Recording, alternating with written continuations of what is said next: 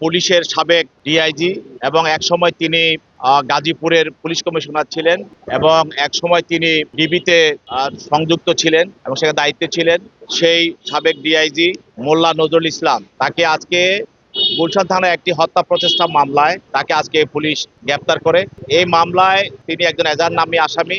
এই মামলা তদন্তকারী কর্মকর্তা আজকে তাকে আদালতে উপস্থাপন করে। এটি একটি হত্যা প্রচেষ্টা মামলা।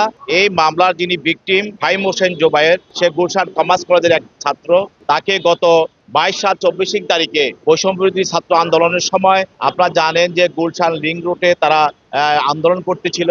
এই আন্দোলনের সময় সেখানে পুলিশ, ছাত্রলীগ, যুবলীগ মিলে তাদের উপরে আক্রমণ করে এবং তাকে গুলি চালায়। তাতে করে আজকে যে ভিকটিম, সে গুলিবিদ্ধ হয়। এখনো সে এএমজি হসপিটালে সে চিকিৎসাধীন অবস্থায় আছে। তার পিতাই মামলাটি করে।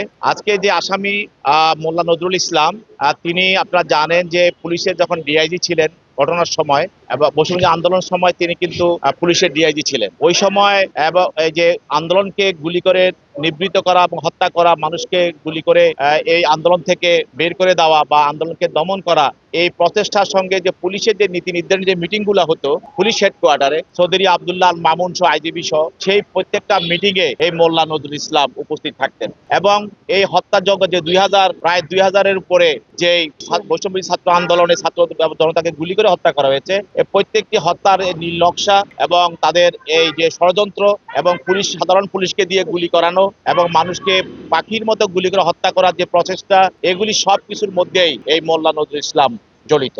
তা আজকে যে মামলায় তাকে তদন্তকারী কর্মকর্তা প্রাথমিকভাবে তার এই ঘটনার সঙ্গে তার জড়িত থাকার বিষয়টি নিশ্চিত হওয়ার পর এই হত্যাযজ্ঞগুলি কিভাবে হয়েছে, তারা সাধারণ পুলিশদেরকে কিভাবে তারা সেখানে ব্যবহার করেছে এবং হত্যাগুলো কিভাবে সংগঠিত হয়েছে এবং তারা কিভাবে পুলিশ হেডকোয়ার্টারে বসে এই হত্যাগুলোর নীল নকশা করেছে, সেই বিষয়গুলি কি উদ্ঘাটন করার জন্য তদন্তকারী কর্মকর্তা 7 দিনের রিমান্ড প্রার্থনা করেন। বিজ্ঞ আদালত তার পক্ষে তার আইনজীবী ছিল, তার আইনজীবী রিমান্ড বাতিল করে জামিনে প্রার্থনা করেন। উভয় পক্ষের বক্তব্য শোনার পর বিজ্ঞ আদালত এই আসামির বিরুদ্ধে 5 দিনের রিমান্ড মঞ্জুর করে তাকে আরো জিজ্ঞাসাবাদ করার জন্য তদন্তকারী কর্মকর্তার নিকট হস্তান্তর করেন।